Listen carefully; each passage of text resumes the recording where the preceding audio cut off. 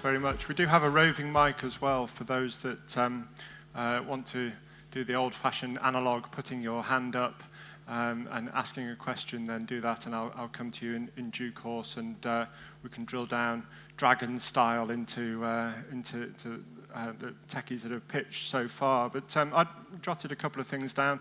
Firstly, we were chatting before, Mikus, about how you've very kindly flown in from Berlin, where you spent the last couple of days in the semi-final of the competition with Expo Real. You live in London, you're from Latvia, this is made in Latvia. How would you rate the sort of UK scene in terms of the where we are and benchmark us against some of the countries you've got experience of? Yeah, good question. And with the first business, we operate in 20 countries in Europe, so we have a kind of good exposure on how the markets particularly change. And that was one of the reasons why we moved to London and now to UK in general, because we see that real estate market here is one of the most advanced, put it that way. And we see that UK is the leading in terms of driving innovations and being one of the most innovative in adapting new technologies. And so I can definitely say Munich and Germany is pretty close and following, but in terms of innovation, I'd say UK now is the #1 place. It's good to hear. Clive, I just wanted to pick up, having been to sort of shopping centres, conferences and things for many years, there's always some sort of footfall counting stands there as soon as you arrive in the exhibition hall. How does this vary from the traditional sort of shopping footfall counting systems? Yeah, many of our clients already have, for example, car parking, recognition of number plates, or as I say, the volume footfall counting, which we don't try and replace, but what ours is more is the intelligence, because you can say 10,000 people have come, but actually what have they done? How often do they come, and where do they go after they've been with you? So ours is more the intelligence. But having said that, because our data is so large now, we do have footfall indices. So I don't think anybody from Springboard is actually in the room. So it's quite lucky for me, because we have a lot of clients that are now reducing their footfall counting cameras and enhancing that data with our types of intelligence, because you still need a volume count. Some clients really like that year on year, but it's the intelligence of what shoppers do and where they go and how often and how long they dwell for. That's what we now provide. Okay. And in terms of the approvals, do you have to ask retailers permission for capturing any of this? That is a fantastic question. We don't need any hardware on any site. So every single retail asset owner sat in this room today, we already have data on your assets, which is a key criteria for us selling in, because there's very little setup and there's no ongoing service charge. And actually, one of the clever things that we can do, we can measure the performance of your competitor locations, which you can't do, obviously, as an asset owner. So no, we don't need any authority. We already have the data, and it enables very quick and startup for us to provide that insight to our clients more or less overnight. Okay, and a question for Jordan in terms of the sort of price of this, of installing it, and how sales are going so far. Tell us a little bit about the numbers. Good question. So when we started with life sciences, it was we'll sell hardware and we'll charge for the number of sensors you might want to monitor per month, not per point, which a lot of the incumbent systems do. So how many actual metrics you might read. But when we scaled up to some of the bigger sites where you're doing individual facilities, we realized that we could get away with, well, not even get away with, they already have hardware, right? We don't want to sell people hardware. We don't want to add another box into an already existing place that's already got 300 boxes that were put in year after year after year. So we looked at how we can integrate. So actually, if there's hardware already on site that can support our software, we can put it on that. It'll run on a Raspberry Pi, you know, like this software will run on a Raspberry Pi, it'll run on a Cisco switch, it doesn't really matter. So we'll work with the customer to deal with that so that they pay nothing for the software. And then we charge per, effectively for the site, depending on the size, square footage at the moment of the site per month. And that way we can kind of scale up and scale down as you see as we see. It's really interesting because when you go to from life sciences to something like facilities management, there are hundreds and hundreds of sensors. So no one's going to pay £36 million a year just for monitoring data if they've got hundreds of thousands of sensors, right? So we really need to look at that pricing. We found that balance of giving them nothing, like hardware-wise, not charging them anything, and then software as a service, effectively. So give us a number. What does it cost per square foot? Great question. It depends. Right now, asset group, we do it by asset group for the current customers. So it can cost for something like 1,000. I think it's 1,000 square foot. It's about between 50 and 70 pounds a month, depending on asset group. But don't quote me on that. If you ring up and say, well, you're giving this customer this amount, they do have thousands of sites. So, but that's looking at the average at the moment. And have the facilities managers in property been receptive, or do they see this as a threat? No, it's actually, they see it as a breath of fresh air, because these facility management companies are actually held to ransom by the likes of the incumbent systems, where they pay huge service costs, they don't get upgrades, they've had to buy tons of hardware. And having a system where they don't have to replace anything or buy any hardware, but they can turn something on really easy at the flick of a switch if they've got the right networking infrastructure, which is actually a big problem for the older buildings. Then you can get up and running in 15 minutes, and they can see the benefit of it. So they love it. The only problem is for us is they then go, right, well, we've got 3,000 solar panels. Can you do these as well? And we go, yeah, but as a startup, it's actually been quite tough to keep up with the demand for more, connecting more stuff. So yeah. Okay, and to the other companies as well, tell us about what it costs and how sales are going. Clive, do you want to go first? Yeah, our cost structure is based on the size of the retail asset, so an average retail park for, say, of 10 tenants, and we only charge if the tenant's live, so if you've got vacancies, we don't charge on that. Will be approximately £3,500 to £4,000 a year. Coincidentally, the cost of only one footfall camera. For a shopping centre, it will probably double that. We're tracking nearly and paid clients of over 350 retail parks in the UK. We work with a number of councils, for example, Watford and Stockport Council there. And we also work with a large number of business improvement districts, about 20 to 30 taking our data. Okay, Mikus. I think now it's pretty clear that software as a service is the modern business model that everybody runs. We also don't sell cameras. We give them free, so everybody can have them free, and we charge only subscription because camera is a shell that collects the data, the keys to creating the visual, and if you don't use it, you don't use it, you don't need it. And the subscription starts from €480, so it's that's for an annual subscription? That's a monthly subscription. A monthly? Monthly, right. yeah. So. And obviously there's a deal for PlaceTech of course. readers. 20% discount. Right, okay. Great. Anybody want to put anything from the floor? Or have we got anything coming up? I think there was a question about Matterport. That's obviously a very well-known. Is that a comparison? How is it different to Matterport cameras? It's a comparison in terms of, because we get that asked a lot, but no, this is a different technology in terms of thinking and what's the adoption.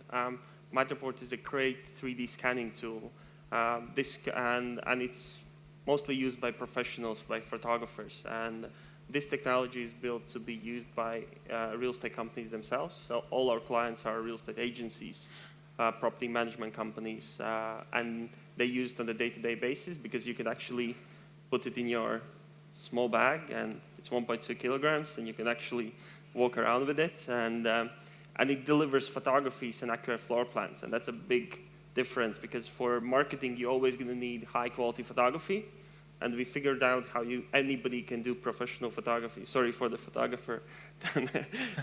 We figured out how you can do professional quality photography, and that's why this is not a 3D camera. This is the camera that delivers every content, and that's why we can't be compared with Matterport, and we can only be compared with Matterport on that one single aspect of the virtual tours and 3D tours, and yeah. Okay, and final one before we close. One of the big trends of the last few months has been around AI, around artificial intelligence, and very, very sort of big now in the consumer world. It's almost a household name in terms of Alexa and Echo and some of the other home pods that are coming through from Apple, things like that. And that seems to be feeding through into, what are the business implications of that? Are you looking at AI plugging into your services and people being able to call up and interrogate through voice, for instance? Yep. Mikus, you wanted to... I can start taking this. I think, first of all, AI is a bit marketing word because it's not real AI yet. It's advanced machine learning. And AI as a really artificial intelligence does not exist and will not exist for a while. It's advanced machine learning. And yeah, we leverage the technology already in terms of teaching the product, the camera to operate, understanding the data, making its own decisions. And as it gets more and more clever, everybody's goal is to reach that artificial intelligence when machines are ready to make that decision themselves. And that's the scary part of this, and being able to control. For us, it's simple. We do camera that does photography and floor plans, so we can't do much harm to the planet. But maybe the guys who can close the doors with their sensors, and it's a bit more trickier question. So, but we have a machine learning team that works on this, and we are trying to become. The automation is only possible if AI actually exists, and automation will not be possible until that point.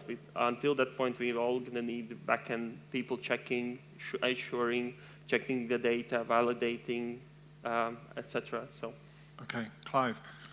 Yeah, we're also using machine learning, so we're now starting to be able to build up the patterns and actually forward forecast. So if, for example, you stick a Costa coffee next to an Argos, how will that actually change behaviors? You open a shopping centre, you close a shopping centre, or if a big store chain, Carpet decides to close stores, what will actually that mean? So our algorithms now are actually predicting what the behavior changes will be.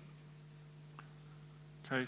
Yeah, I think just to reiterate the point that I think AI and machine learning, they're banded together in almost as synonyms, but where machine learning means AI and AI means machine learning, but it's not like that at all. And when people talk about AI, they think, Alexa is an AI. It's not. It's just a very clever tin can, and it can talk to you, and it can play your music or turn on your lights.